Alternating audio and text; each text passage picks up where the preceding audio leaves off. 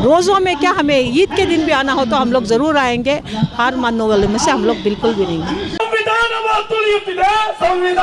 ತುಳಿಯುತ್ತಿದೆ ಪ್ರಜಾಪ್ರಭುತ್ವ ಹೊಡೆಯುತ್ತಿದೆ ಅಡಗಿಸಲಾಗದು ನಮ್ಮನ್ನು ಜಿಂದಾಬಾದ್ ಎಸ್ಡಿಪಿಐ ಜಿಂದಾಬಾದ್ ವಕ್ಫ್ ಬಿಲ್ ಅನ್ನು ವಿರೋಧಿಸಿದರೆ ಎನ್ಐಎ ಇಡಿಯ ಮೂಲಕ social democratic party of India ने वक्फ अमेंडमेंट और एसडीपीआई के कौमी सदर एमके फैजी की गिरफ्तारी के खिलाफ बेंगलुरु के फ्रीडम पार्क में जबरदस्त एहतजाज किया। इस एहतजाज में न सिर्फ एसडीपीआई बल्कि मुल्क के मुख्तलिफ पार्टियां और तंजीमों ने भी हिस्सा लिया था। एसडीपीआई लीडरान ने कहा कि वक्फ अमेंडमेंट के खिलाफ 80 से ज्यादा एहतजाज होने तय पाए गए थे और लगातार हो रहे एहतजाज को देखते हुए मरकजी हुकूमत घबरा कर ईडी का इस्तेमाल करते हुए एमके फैजी को गिरफ्तार किया है। इस गिरफ्तारी से हमें मजीद हौसला मिला है। इन्होंने कहा कि वो मंसूबे से ज़्यादा एहतजाज करेंगे। चलिए देखते हैं फ्रीडम पार्क में एसडीपीआई का ज़बरदस्त एहतजाज, जिसमें मुख्तलिफ तंजीमें, मुख्तलिफ मजहब और मिल्लत के लोग भी शामिल हुए हैं।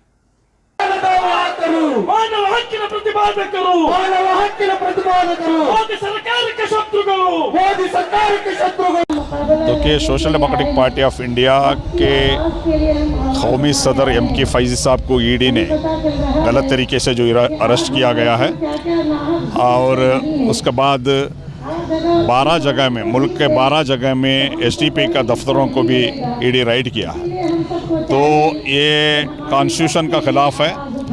ये जो नाइंसाफ़ी और जुल्म का ख़िलाफ़ हम लोग आवाज़ उठाएंगे। मुल्क भर में उसी दिन पूरे मुल्क में एहतजाज हुआ है, उसका बाद मुसलसल एहतजाज जारी है। आज बेंगलुरु का फ्रीडम पार्क में अलग अलग पॉलिटिकल पार्टी के लीडर्स, अलग अलग ऑर्गेनाइजेशन लीडर्स को बुला के आज प्रोटेस्ट किए। ये जारी रहेगा। हम अर्ज करते हैं कि सेंट्रल हुकूमत को फ़ौरन एमके फैजी साहब को रिलीज़ करे और ये जो क्या मुकदमा है 2022 का एक पुराना मुकदमा है, इसमें ऑलरेडी फैजी साहब 3 दिन ईडी का ऑफिस जाके अपना सफाई दिए थे, अपना डॉक्यूमेंट्स वगैरह दिए थे। ये 1 साल के बाद ये अरेस्ट करने का ये साजिश जो है, जो वक्फ बिल का खिलाफ जो मुहिम मुल्क भर में एसडीपीआई ने किया है, उसको रोकने का एक साजिश है। ये साजिश की वजह से फैजी साहब को अरेस्ट किया गया।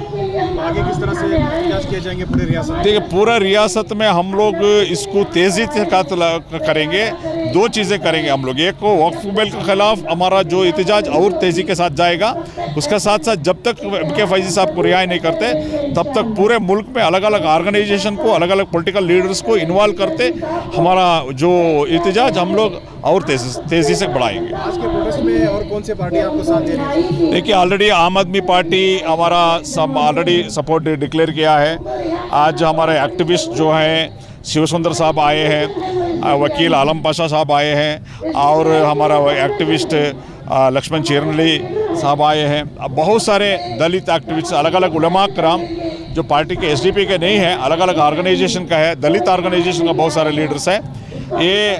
ये मुसलसल और भी अभी स्टेट लेवल में हो गया और डिस्ट्रिक्ट लेवल में भी ऐसा ही हम लोग एहतजाज करते जाएंगे। Social democratic party of India जब से ये वक्फ अमेंडमेंट बिल पार्लियामेंट में पेश हुई, फिर उसके बाद जेपीसी को दिया गया, सिलसिला चल रहा है हमारे एहतजाजात का।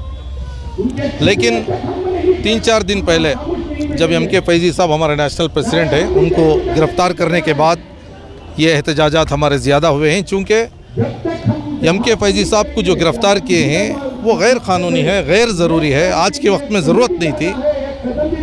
चूँकि वक्फ के 500 से ज़्यादा हमारे एहतजाजात हुए, धरने हुए और 5000 से ज़्यादा हमारे एहतजाजात शेड्यूल पर हैं।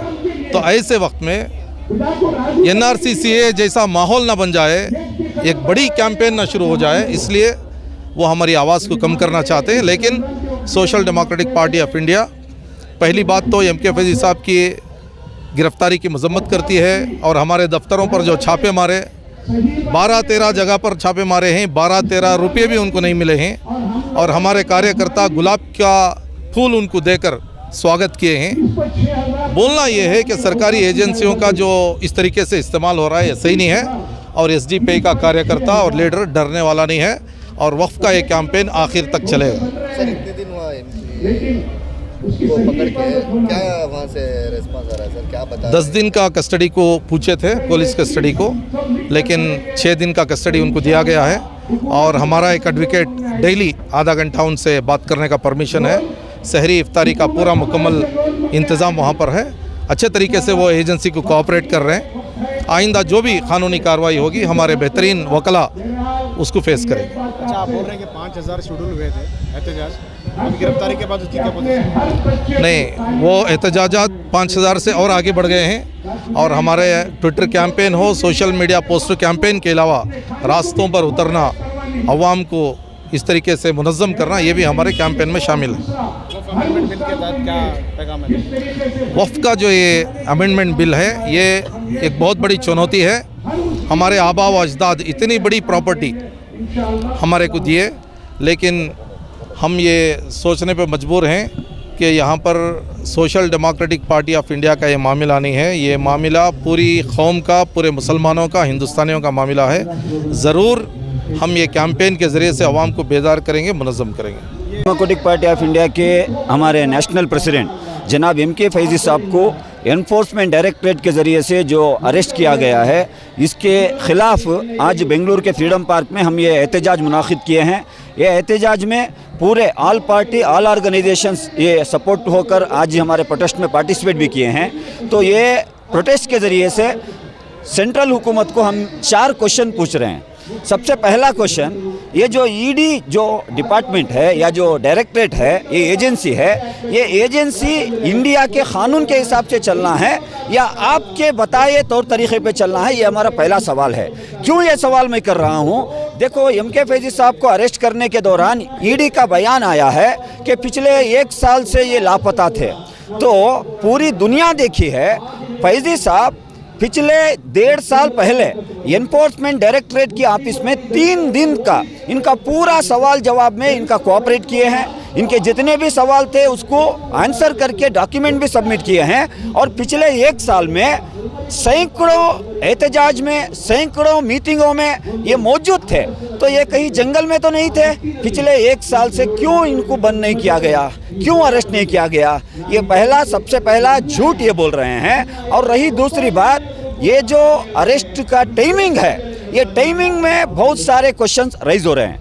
जो वक्फ अमेंडमेंट बिल 2024 टेबल हुई थी लास्ट अगस्त 8 तारीख को, उसके बाद एसडीपीआई के जानिब से मुल्क भर में 500 से ज़्यादा बड़े बड़े पैमाने पर एहतजाज हुए हैं। तो यह एहतजाज को लीड करने के वजह से एमके फैज़ी साहब का अरेस्ट हुआ है, यह हमारा मानना है। और रही तीसरा सवाल, यह आज तक पिछले 10 साल में इंडिया में PMLA एक्ट, जो prevention of money laundering act के ज़रिए से 5,500 केस दर्ज किए गए हैं। तो 5,500 केस में कन्विक्ट हुए हैं सिर्फ 42 लोगों को, यानी इसका कन्विक्ट रेट है 6.42%। तो ये जो ईडी एनफोर्समेंट डायरेक्टरेट डिपार्टमेंट को सुप्रीम कोर्ट छीमारी डाला है। तो पिछले तमिलनाडु में अपोजिशन लीडर का जब अरेस्ट हुआ था, जब सुप्रीम कोर्ट बोला ये PMLA एक्ट को आप डाउरी एक्ट के जैसा हरासमेंट के लिए इस्तेमाल कर रहे हैं, तो ये इनके बोल बताए हुए अमित शाह, नरेंद्र मोदी के डायरेक्शन के ऊपर ईडी चल रही है। तो याद रखो, ये ईडी या NIA या जितने भी सेंट्रल एजेंसीज हैं, आपको बाबा साहेब अम्बेडकर के बताए हुए कॉन्स्टिट्यूशन के दायरे में काम करना है। बल्कि अमित शाह मोदी के डायरेक्शन पे करेंगे तो कोर्ट के ज़रिए से आपको भी सज़ा हो जाएगी। क्योंकि आज आपने social democratic party of India के नेशनल प्रेसिडेंट का हाथ ताला है। ये छोटी मोटी बात नहीं, हम कानूनी लड़ाई तो लड़ेंगे ही, आपको चौराहे पर खड़ाएंगे ही कोर्ट के दरवाजे से। लेकिन इंडिया में हम हर स्ट्रीट में, हर स्टेट में आपके खिलाफ एक डेमोक्रेटिक एहतजाज भी हम चलाएंगे। इसकी पहली कड़ी बेंगलुरु से हम शुरू किए हैं। हम यहाँ पर हार मानने वाले नहीं हैं। हमें आप ये एजेंसियों के ज़रिए से डराने का ख्वाब छोड़ दो, क्योंकि एमके फैज़ी साहब जिस पार्टी को रिप्रेजेंट करते हैं, ये पार्टी कोई एक लीडर की बनाई गई पार्टी नहीं। इसमें लाखों करोड़ों ऐसे कार्यकर्ता हैं जो अपनी जान की भी बाजी लगाकर इंडिया के आइन को, इंडिया के कॉन्स्टिट्यूशन को, इंडिया के ऊपर अगर यहाँ के डेमोक्रेसी के ऊपर आंच आएगी तो हम अपनी जान की भी कुर्बानी देने के लिए पीछे नहीं हटेंगे। आज हमारा जमा होने का मकसद ये है कि वफ़ के लिए आवाज़ उठाने हम सब यहाँ पर इकट्ठा हुए हैं। जब तक हमारी वफ़ के बिल लागू नहीं होती उस वक्त तक हम ऐसे एहतजाज करते रहेंगे, लड़ते रहेंगे अपने बच्चों के लिए, अपनी नस्लों के लिए। हम ये आवाज़ उठाने के लिए जगह जगह पर आने जमा होने के लिए तैयार हैं। और दूसरा हमारा मकसद है कि हमारे एमके फैज़ी साहब को रिहाई के लिए उनको रिहा किया जाए, जल्द से जल्द उनको रिहा करना है। रिहा करना लाजिमी है क्योंकि हमारी वो SDP की फाउंडेशन है। हम उनके लिए आवाज़ उठाने यहाँ पर जमा हुए हैं। जब तक उनको रिहा नहीं किया जाएगा हम इसी तरह प्रोटेस्टें करते रहेंगे, ज़रूर इंशाअल्लाह करते रहेंगे। अस्सलाम वालेकुम। क्या मुतालबा लेके आए? जो कि हमारे प्रेसिडेंट MK फैज़ी साहब, जो हमारे प्रेसिडेंट MK फैज़ी साहब को अरेस्ट किया गया है, उनके रिलीज़ के डिमांड के लिए हम लोग यहाँ जमा हुए हैं। साथ ही साथ हमारे वक्फ बिल के अमेंडमेंट के लिए भी हम लोग आवाज़ उठाने के लिए यहाँ पर जमा हुए हैं। जो हमारे फैज़ी साहब बेकसूर होने के बावजूद उन्हें अरेस्ट किया गया है, या क्या है इधर जब से मोदी सरकार आई है, हर इनोसेंट जो आगे बढ़ना चाहता है, जो आग के लिए आवाज़ उठाना चाहते हैं, उसको फर्स्ट अरेस्ट करके उसको दबाने की कोशिश करते हैं। उन्होंने डायरेक्ट क्या हुआ, हमारे नेशनल प्रेसिडेंट को अरेस्ट किया ताकि हमारी SDPI पार्टी दबक जाए, डर जाए, कहीं भी आगे ना बढ़ सके या फिर BBMP इलेक्शंस में हिस्सा ना ले सके। हमारा ऐसा कुछ भी नहीं होगा। हमारी पार्टी डरने वालों में से नहीं है, इंशाल्लाह हम लोग डराने वालों में से।